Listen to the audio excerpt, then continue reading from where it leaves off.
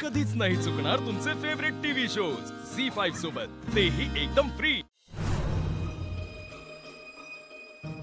चल बोल आता,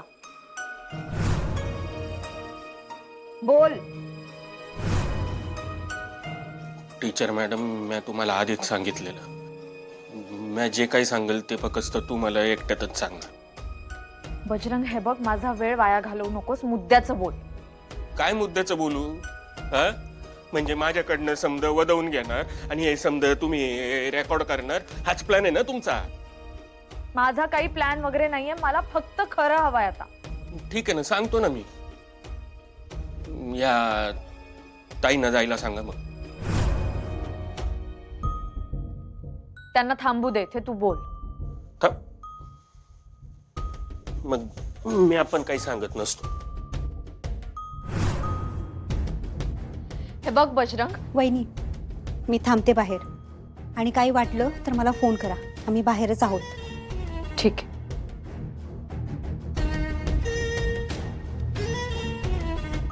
चल बोल आता लवकर।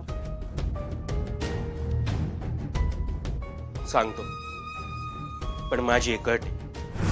एक एक गोष्ट तू वाढवत चाललायस असं वाटत नाही का बघा तुला? टीचर मॅडम, हे समज करावं लागतं। कसली अट आहे? आता मी तुम्हाला जे काही सांगणार आहे ते तुम्ही अजिबात रेकॉर्ड करायचं नाही। हा, जर हे तुम्ही रेकॉर्ड केलेलं भुवनेश्वरी मॅडमला कळलं ना, तर इथं या तुरुंगात ना माझा मुर्दा पडेल।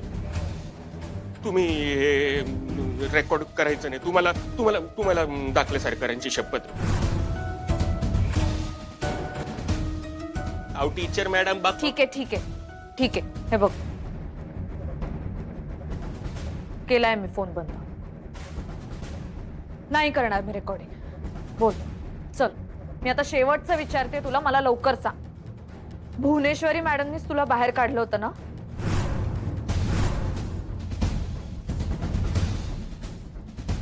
बजरंग, आता गप्प बसू नकोस, बोल। खरं सांगू? हो, मला खरंच हवंय बजरंग, बोल लवकर। पण मी खरं सांगितलं, तुम्ही माझी बँड वाजवली तर? म्हणजे?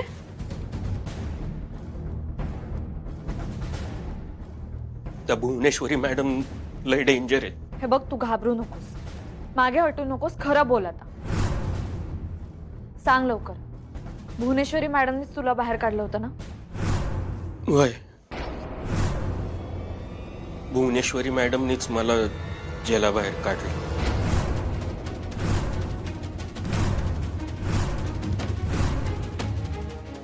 खूप आधीच सुटका झाली माझी, आणि ती भुवनेश्वरी मॅडमनीच केली। पण मग तू इथे कसा?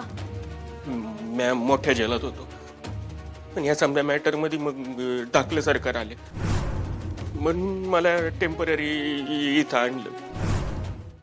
झी5 ॲप डाउनलोड करा आणि पहा सर्व एपिसोड्स एकदम फ्री।